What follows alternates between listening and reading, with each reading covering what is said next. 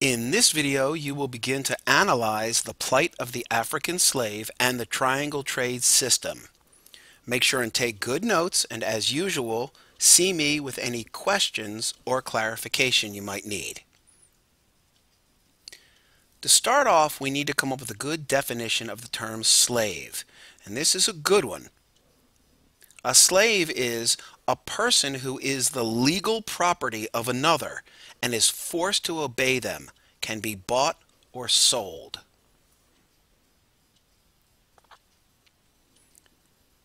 We're going to take a look at what was known as the triangle trade system by using this interactive map.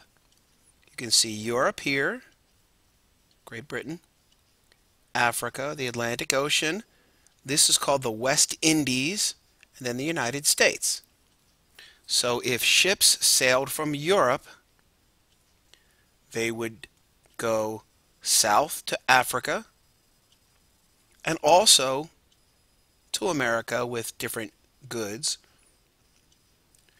bringing to Africa iron products and other manufactured goods like guns.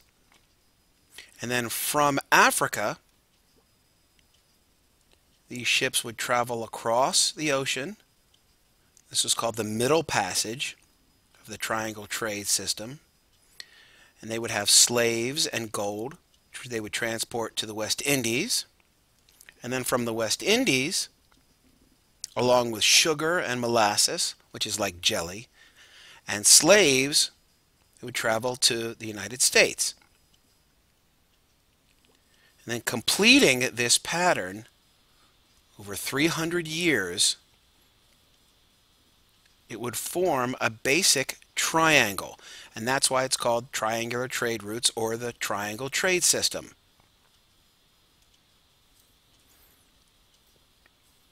Here's another example of the triangle trade system, which shows basically the same thing: manufactured goods, pick up slaves, Middle Passage, West Indies to the Americas, and then back over to Europe. Another example, triangle trade system. And if you need to copy or would like to copy one of these into your notes, I think that would be a good idea. Okay, this map has some interesting data on it, some numbers that are important. Between 1650 and 1860, approximately 10 to 15 million enslaved people were transported from Western Africa to the Americas. Most were shipped to the West Indies, Central America, and South America. So here's the western coast of Africa, and you can see 5 million slaves to Brazil. 4.5 million slaves to the West Indies, 500,000 to the United States, even 0.3 million back to Europe. Okay, the first part of a slave's journey began when he or she was captured in Africa.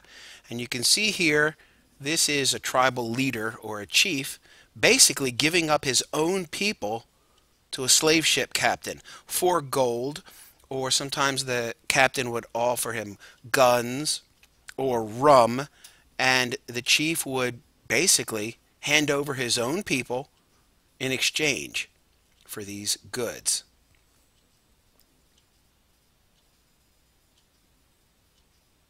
You can see here an African carrying a gun leading the slaves to the shore.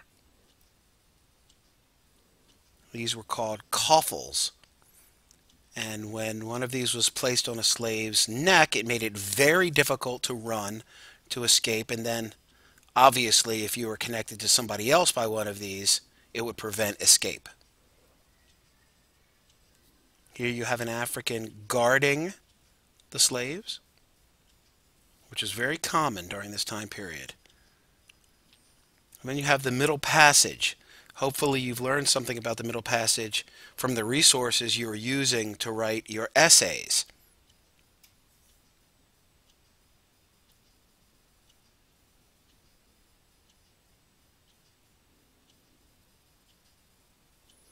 This is a very famous graphic, a primary source, and you can see each one of these kind of dark marks here represents a slave. And this is the hold of the ship, kind of the bottom of the ship. And you can see how tightly packed they were. And then these were the deck above. The slave ship captains knew that some of them were going to die. And they figured the more slaves they packed into a ship, if some of them died, they would still have enough to make a profit when they sold the slaves that had survived.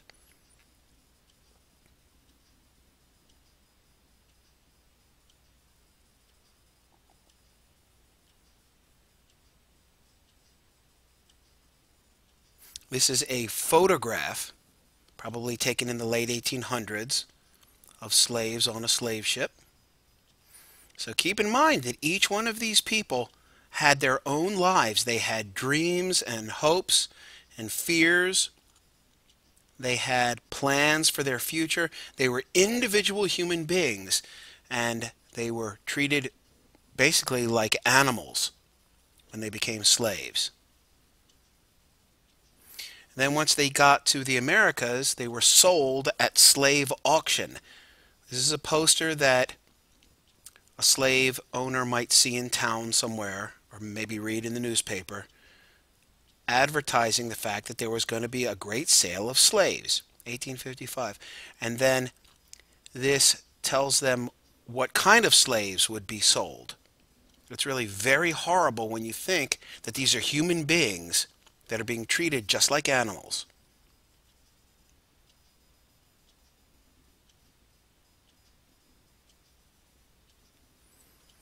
Probably the worst part about the slave auction was that families were ripped apart. Here you can see male, female slave with their two children. And once they are auctioned off, the father might go to one slave owner, the mother to another, the children might be split up. And the most terrifying part of this would have been wondering what happened to their family members, wondering if they'll ever see their families again. Absolutely terrifying. And people who were interested in buying slaves could inspect the slaves. Again, just like someone purchasing a cow or a bull or a pig or anything else could inspect the animal to find out if he's healthy or what condition he's in. They could do the exact same thing with human beings. It was all completely legal. The slave auction. Quote, he would make us hold up our heads and walk briskly back and forth, while customers would feel our hands and arms and bodies, turn us about, and ask us what we could do. Unquote. This is something that one of the slaves might have been wondering to themselves, or what they might have said at the slave auction. All the while thinking, my brothers and sisters, my mother and father, what will become of them? What will become of me? The unknown. Okay, and eventually they would end up on a plantation somewhere in the southern United States. This is also a photograph of slaves on a plantation. This would be the slaves' quarters, so this is where they would live. Very basic structure. And it's very important to remember that it was really the cotton gin invented by Eli Whitney that really led to the explosion of slavery in the South. And this is something that we have discussed earlier in the year. So you might want to review your notes as to how the cotton gin led to the expansion of slavery in the South.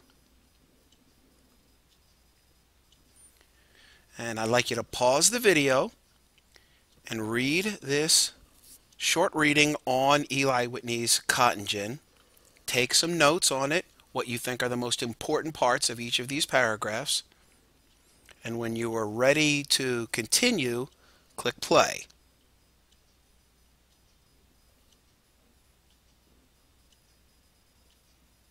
Another photograph of slaves on a plantation.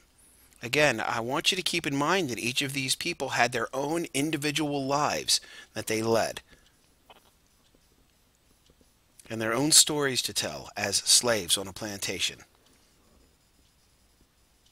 Another photograph working in the fields. Now, when the slaves were in Southern society, they had to follow certain laws, and slave owners had certain rights, and these were known as slave codes. Slave codes were laws which each state or colony enacted which defined the status of slaves and the rights of masters. Such codes gave slave owners absolute power over their human property.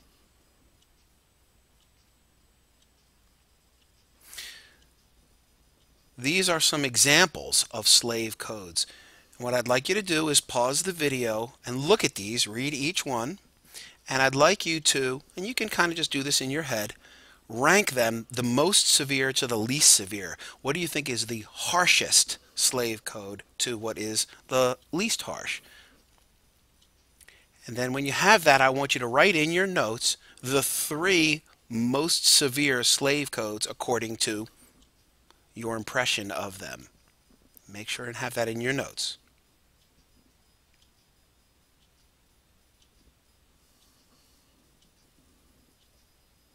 This concludes this video, and next we'll be taking a look at the abolitionists. And these were the people, both African American and Caucasian, that fought hard to end slavery and fought for the rights of African Americans in the United States. Again, see me for clarification on any of this information, and make sure you're taking good notes.